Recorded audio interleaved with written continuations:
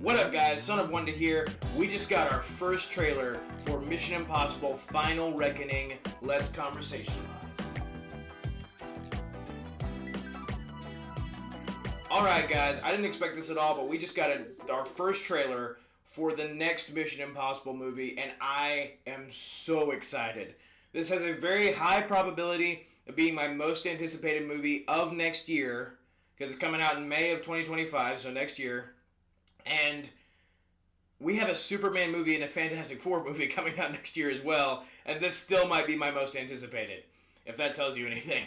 I am so looking forward to this, but the reason I wanted to make this video is the trailer itself is insane, and it raises so many questions, but it builds such intrigue. It has that classic Mission Impossible tension. Like, everything about the trailer is nuts. If I broke down the entire trailer and all the details I saw, this video would be like hours long, probably, in like a 2-minute trailer.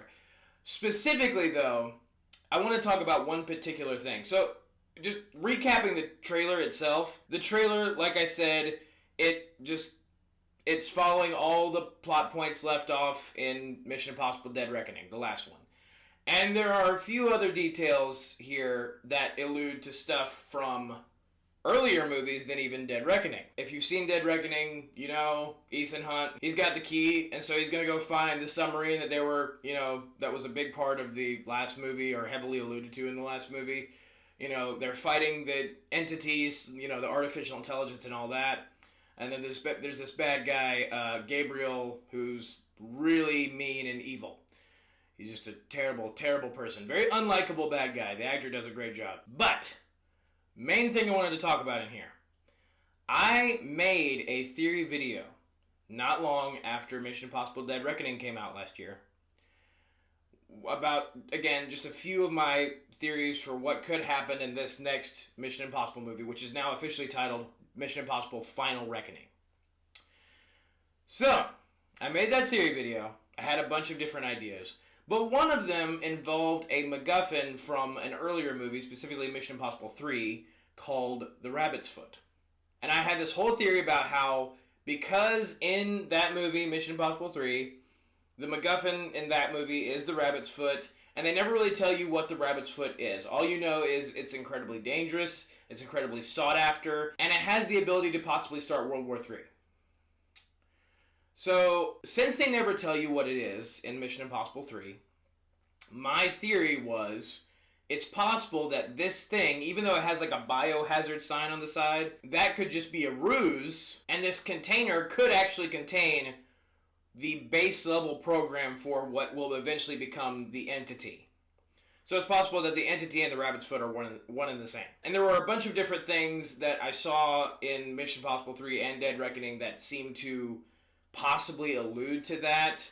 There was some stuff that Benji said in his very first scene ever in any of the Mission Impossible movies, where he's talking about this teacher that he had, the school teacher, and the school teacher was telling him that there could be this thing out there, about this idea called the anti-god that could destroy, basically the whole world. And he used to sort of scare the underclassmen with this story about how the world would eventually be eviscerated by technology, which he referred to as the anti-god, would just lay waste to everything. And anytime he sees something like the rabbit's foot or hears about some kind of terrorist attack or whatever, he thinks about what his teacher told him about the idea of the anti-god. So whenever I see a rogue organization willing to spend this amount of money on a mystery tech, I always assume it's the anti-god. And so that scene existing, and they kind of made a point to have Benji say all that then, which was that was a long time ago. But Tom Cruise and Christopher McQuarrie have done such a good job of building up this universe. The world building is insane. It feels real, but such a heightened state of reality, very similar to what Christopher Nolan does with his films. Christopher Nolan calls it cinematic reality. So they've just done such a good job, and they're so good at what they do, writing, all of it. The story for me is just as good as the action. I mean, they have created such a complex narrative, especially with the last movie, that I am just itching to see what they're going to do with this next one. But because they're so good at their jobs, I would not be surprised if it's very possible that they had been planning this for a while to, like, possibly, you know, take that thing that was introduced all the way back in Mission Impossible 3 and make it super relevant for, like, what might be the final Mission Impossible movie. It's called The Final Reckoning, so you would figure it's the final Mission Impossible movie. But there have also been quotes from Christopher McQuarrie about how they still have, like, ideas for other things that they could do, so they themselves have certainly not made it clear that this is the final one, so I don't know. Maybe the title is an indication of that. Maybe the title is them saying, okay, this is probably going to be it. I'm not really sure. We'll have to see the movie. But as far as my theory goes, I had that whole big thing about, you know, the rabbit's foot, this idea. I didn't know if it was going to happen. I thought it was a fun theory. I thought it was a cool idea, and I thought if they did that, it would really tie things together and be a crazy twist and really interesting. Since they never revealed what the rabbit's foot was in Mission Impossible 3, all they just kept saying about it was, or alluding to, was that it was just really dangerous and could have a very great effect, probably a negative one, on the world if it was in the wrong hands. So, I had that theory. And sure enough, in this trailer, we get a shot of Ethan Hunt grabbing the rabbit's foot. Now, there is some context that needs to be established with this shot. It's a really quick shot because, you know, the whole trailer is filled with just a bunch of quick shots from different scenes of Mission Impossible Final Reckoning, presumably. And there's this shot of Ethan Hunt in, like, some SWAT team style gear, grabbing the rabbit's foot. And it's like this container with this thing inside that's like had this like biohazard sign on it, on the side of the thing in the container. And the fact that they even put a moment like that in the trailer, even if it was really, really fast, to me, totally means something. Like, they wouldn't just put that in to say, hey, look at all the stuff that Ethan Hunt's done over the years. I mean, he's been through a lot, so he's going to have one final mission, just like to remind you. I think that is very purposeful, that they showed him grabbing the rabbit's foot. Mainly because that wasn't even a scene in Mission Impossible 3. You never actually see him grab the rabbit's foot when he steals it. Spoilers for Mission Impossible 3 if you haven't seen it, but when he steals it toward the end of the film, he, like, goes in the building, you don't, like, hear anything from him for a while, and then he, like, comes out of the building really, like, you know, intense because he's running from the guys chasing him, and he's stolen the rabbit's foot. But you never actually see him grab it inside the building. So this is a new scene. And if you look closely, it might be from that time when he stole the rabbit's foot, not like a new scene of him grabbing it in the timeline of this movie, of this new one, because his hair is shorter and he's wearing the same SWAT team style gear that he wore when he stole the rabbit's foot in Mission Impossible 3. So it looks like it's going to be a flashback, and you can also tell that it looks like they might have de-aged Tom Cruise a little bit. His face is largely blurry for the very quick shot you get in the trailer. But it does. You can tell there's something there. Like, it looks like they tried to make his face younger. Not that he's aged hardly at all, but that is crazy. Like, when I saw that, I freaked out because legitimately, I didn't know if my crazy theory was going to be true or not. Nobody ever really does. But the fact that they showed that, to me, makes my theory, like the likelihood of it happening, go way up. And again, seeing that in the trailer isn't a guarantee that, you know, my theory specifically that the rabbit's foot was going to be the entity. Seeing that in the trailer doesn't guarantee that. But again, like I said, it raises the likelihood quite a bit. And also something else that is, it could be nothing, but I'm not sure it is nothing, is that there's also a shot in the trailer where, like, there's a bunch of shots of Tom Cruise going inside, like, the submarine that's, like, way down in the water. And you know Tom Cruise does all the things that you see in the movie. Like, he's actually doing these crazy things. Obviously, he's going to be safer while actually filming the stunts than the character Ethan Hunt is in the context of the movie. But still, he's really doing all this crazy stuff. These, like, death-defying things. And, like, that dude is a beast, and I think he should always be respected and commended for, like, the craziness that he has done just to entertain people. But, like, the fact that he's so committed to that, I think he's probably one of the best stars, honestly, that we have left in Hollywood is Tom Cruise. He might be the best star. Like, he is just so good at what he does, and he's so consistently good that, I mean, like, you never know how intense it's going to be until you see whatever project he's been working on. And so this newest Mission Impossible movie, I mean, I legitimately think it has the potential to be his best film ever if all of the things are done right. And it's crazy because when you see the trailer, I suppose this is the part of the video where I talk about the trailer more as a whole, but when you see the trailer, it feels like a bunch of different movies put in like one trailer. Like, they're in a bunch of different locations, a bunch of different settings, a bunch of different situations. Like, it makes you wonder, one, how long is this movie going to be? And two, like, how are they gonna fit all of this in one film? Like, it's gonna have to be like 3 hours. Just based off like the first trailer they've released, because there's so many different situations. We have Hayley Atwell coming back as Grace for this new one, and I absolutely loved her character in Dead Reckoning, and I was hoping that she would come back for this one. Luther's coming back, Benji's coming back. We got a lot of people returning. And some people returning from movies earlier than Dead Reckoning, because Angela Bassett from Mission Impossible Fallout is coming back in this one.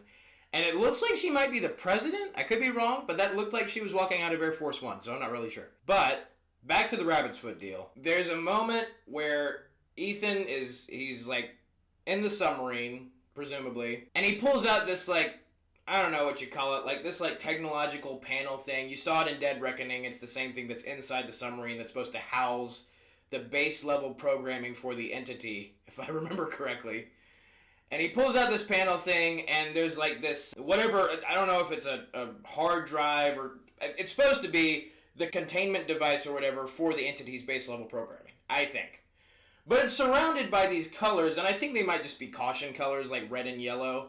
But it's just funny to me that the caution colors on on outlining this device are red and yellow. The rabbit's foot, like the thing inside the container with the biohazard sign on it, is also red and yellow. And there's like this sequence in the trailer where Tom Cruise is doing some crazy stuff with some biplanes. And one biplane is red, and the other biplane is yellow. These guys, they are so good at the details that I would not put it past them to do something that crazy. And again, I could be reading way too much into it, but that's the job of us fans. That's the job of us theory people.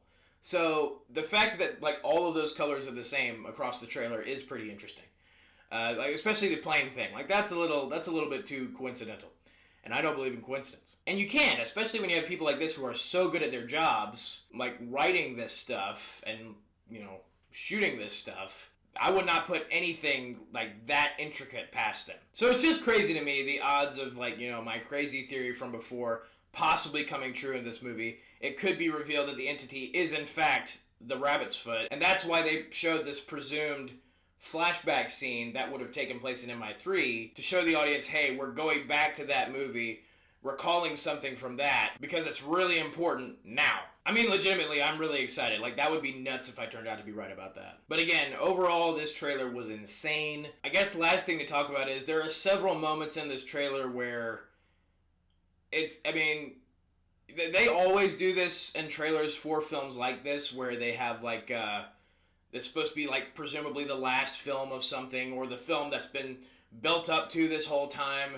They'll always, in the trailer, make you think that one of the characters might die, and they're definitely doing that in this trailer. So, because this could be the last movie, I don't know if I'm ready for one of these characters to die. They have been around way too long. Most of them have. And again, here's my deal. These are all characters. I know Mission Impossible used to be a TV show. But I'm pretty sure Ethan Hunt was made for this franchise. I could be wrong about that, but I'm pretty sure. Most of these characters are all characters that were made for this franchise, completely new characters. And they have now become, I would say, beloved among, you know, the fans of this franchise, the fans of action. Like, Ethan Hunt is one of the most insane super spies ever. It's been proven. It's been proven with this franchise that you can create something consistently good. What will be, by next year, what will be 8 movies that, you know, even though Mission Impossible 2 isn't great, I don't think there's a lot of people out there who, like, hate that movie. Like, it definitely has some problems, but not anything to the extent of so many other sequels. Like, it's a perfectly watchable, movie that still has some great moments. So, other than that, like, there's not really any blemishes on the Mission Impossible record. Like, they have been consistently amazing. Tom Cruise has been consistently at the top of his game, and he's only risen. Like, he's only increased the stakes with every movie he does. Like, there has been no steam lost. Like, they have retained all of their experience and their enthusiasm for this franchise to build up to this.